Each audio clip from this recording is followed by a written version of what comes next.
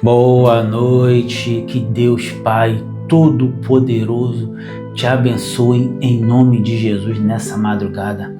Que essa madrugada se cumpra o que está escrito em Provérbios capítulo 8, versículo 17, que diz: Eu amo o que me ama, e os que me buscam de madrugada me acharão. Nessa madrugada eu tenho certeza, eu tenho fé em nome de Jesus, que nós vamos buscar o Senhor e vamos encontrar. Amém. Glórias a Deus. Deus, Ele tem uma palavra de juízo para a nossa vida. Talvez você esteja acostumado a ouvir palavras que massageiam o seu ego.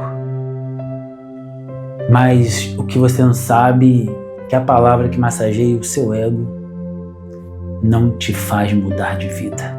A palavra de mudança de vida é palavra de juízo. Jesus falou assim: eu corrijo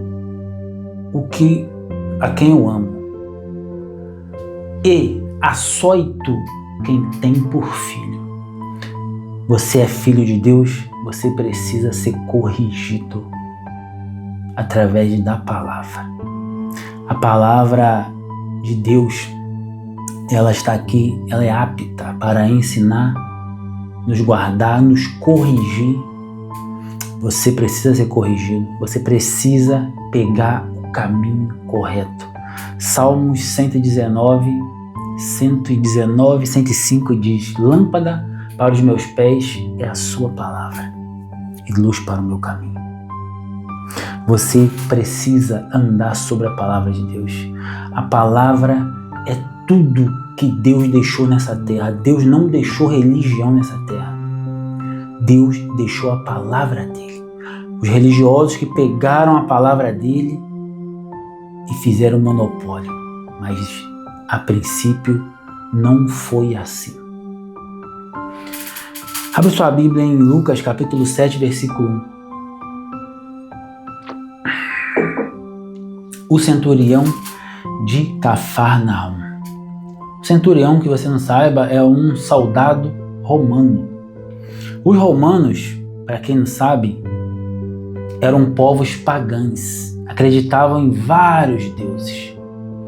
Talvez não seja muito diferente de hoje. Hoje também nós estamos, a nossa geração, estamos dando crédito a vários deuses. Por exemplo, toda vez que eu falo que eu sou católico, toda vez que eu falo que eu sou evangélico, toda vez que eu falo que eu sou testemunho de Jeová, toda vez que eu falo que eu sou... Não são religiões diferentes uma da outra? Eles não pensam diferente uma da outra? Se Deus é o mesmo, se o Senhor é o mesmo, que é Jesus, por que existem várias religiões que se diz ser cristã, mas pensa diferente? Eles não gostam do outro. Eu citei alguns aqui, protestante, evangélico, católico, testemunho de Jeová, adventista. Tô certo ou tô errado? Provavelmente cada um tem um Deus diferente do outro. E talvez esse Deus não seja o Deus da Bíblia. Porque se o Deus da Bíblia é o único Deus e o Senhor Jesus é o único Senhor, por que nós divergimos? Então, hoje não é diferente. O centurião, ele tinha a crença dele, mas ele conheceu Jesus. Quando a gente conhece Jesus, a gente conhece o caminho, que é Ele, para chegar até o Deus verdadeiro. Aí quando a gente encontra o caminho, a gente chega até o Deus verdadeiro. Aí já não tem mais briga. Porque quando você chega até o Deus verdadeiro, as religiões ficam obsoletas. Já não servem mais para nada.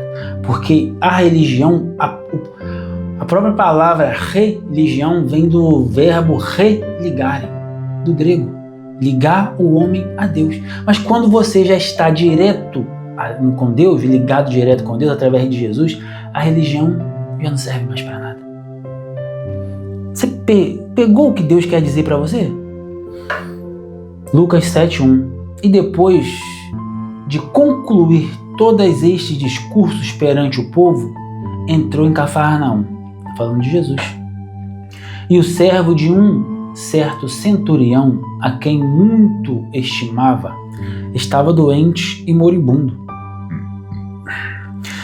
Esse centurião, que a Bíblia não dá o nome, pelo menos até agora, ele tinha um servo. Esse servo estava doente, moribundo.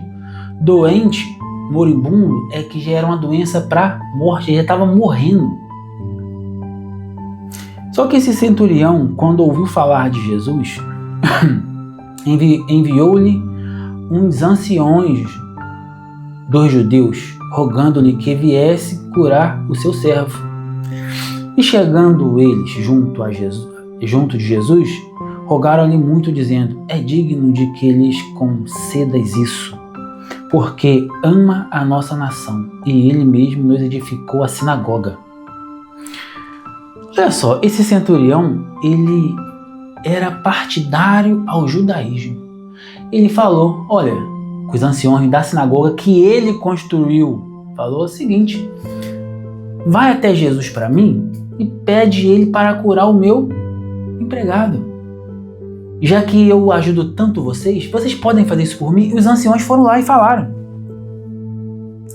Falou Jesus, e quando ouviu falar de Jesus, enviou-lhes uns anciões dos judeus, rogando-lhe que viesse curar seu servo.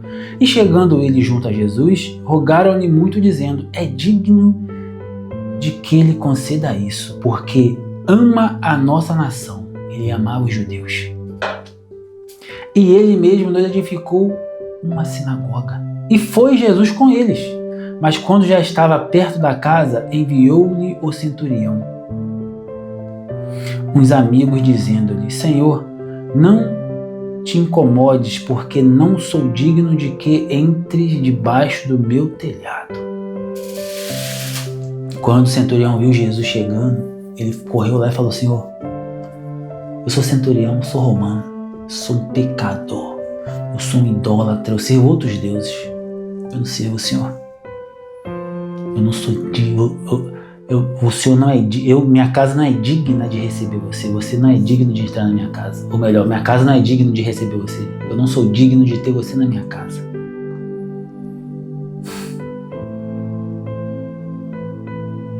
E por isso nem ainda me julguei digno de ir ter contigo.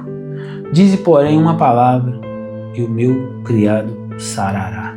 Porque também eu sou homem, sujeito à autoridade, e tenho soldados sob meu poder, meu comando. E digo a este: vai, e ele vai. E a outro: vem, e ele vem. E ao meu servo: faze isso, e ele faz. E ouvindo Jesus isso, maravilhou-se dele. E voltando-se, disse à multidão que o seguia: digo-vos que nem ainda em Israel tenho achado tanta fé. E voltando para casa, os que foram enviados acharam são os servos enfermos, o servo enfermo. Então Jesus foi até a casa do homem.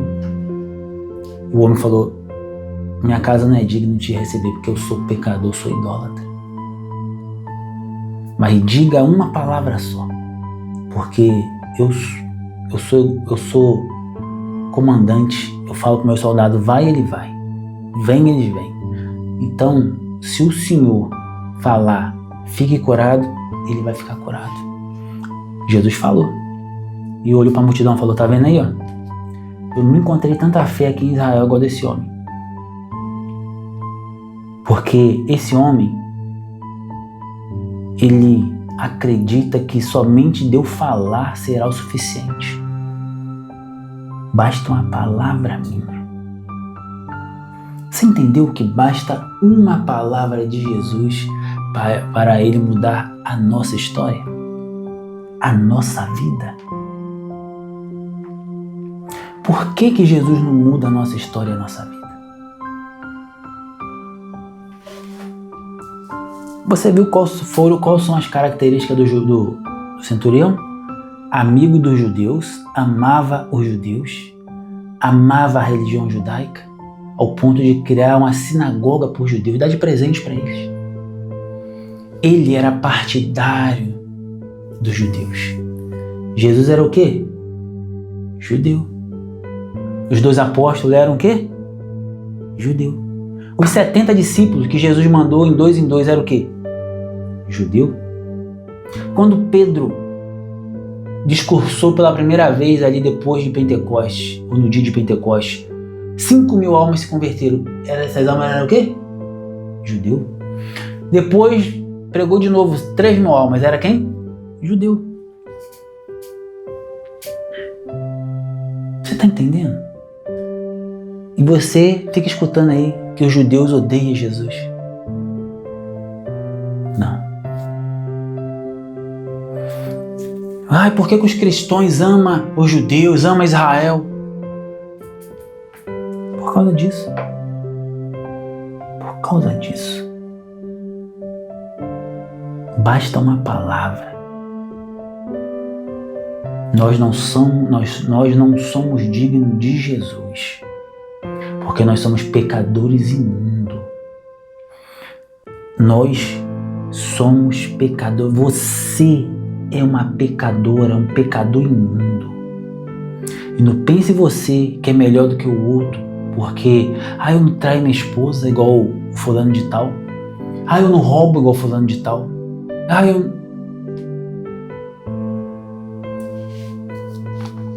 Mesmo você não fazendo isso, você ainda está muito longe de Jesus, de Deus. O seu pecado te afasta de Deus. O meu pecado me afasta de Deus.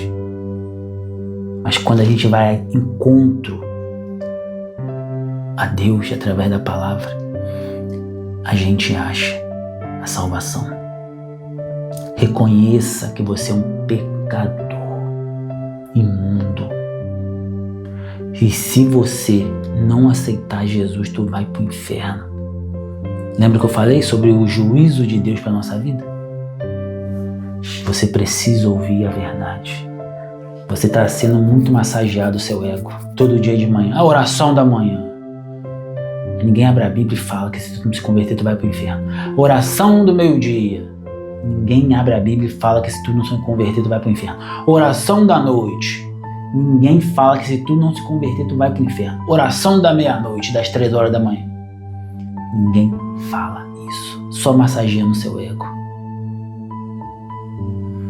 Se você não se converter, o seu destino é o lago de fogo. O juízo de Deus para sua vida vai ser forte. Aceite esse Jesus agora e livra-te do fogo do inferno, onde é a segunda morte. Amém? Você já é inscrito no meu canal? Não? Então inscreva-se. Esse botão vermelho escrito inscreva-se, me ajuda a levar essa palavra em diante. Uma palavra de juízo pode salvar, pode tirar uma alma do inferno. Amém? Deixa eu orar por você. Pai, em nome de Jesus, eu agradeço essa palavra maravilhosa, extraordinária. Uma palavra de juízo, mas uma palavra de esperança também, Senhor. Porque eu poderia aqui falar que o Senhor ama as pessoas, independente de qualquer coisa, mas não ama, é mentira. O Senhor ama aquele que te ama. O pecado nos afasta da sua glória, nos afasta de ti, meu Deus. Mas através do seu Filho, que é a ponte entre Deus e os homens, chegamos até ti de novo. Mas para passar por Jesus, somente através da cruz, nós temos que se converter, Pai, para a cruz de Cristo fazer efeito sobre a nossa vida. Nós somos imundos, perdidos nos nossos pecados, mas encontramos uma luz no fim do túnel. E a Bíblia fala que Jesus é a luz do mundo. Precisamos dessa luz para iluminar os nossos caminhos, para iluminar o nosso entendimento. Se nós não parar de pecar e se converter agora, o mundo está acabando, nós vamos se perder no inferno. Então, nessa madrugada eu te falo em nome de Jesus, aceita Jesus antes que seja tarde demais. Glórias a Deus. Quero agradecer a Deus por essa mensagem. Estamos chegando nos últimos tempos. Assim como era nos dias de Noé, é também nos dias de hoje. E é. A Bíblia fala que não existe nada novo debaixo da terra. Então tudo que está acontecendo hoje acontecia nos dias de Noé. Posso citar 3 coisinhas só que acontecia lá e acontece hoje? Hibridização. Híbrido. DNA, as pessoas estão mexendo com o nosso DNA. 2, as pessoas abrindo portais.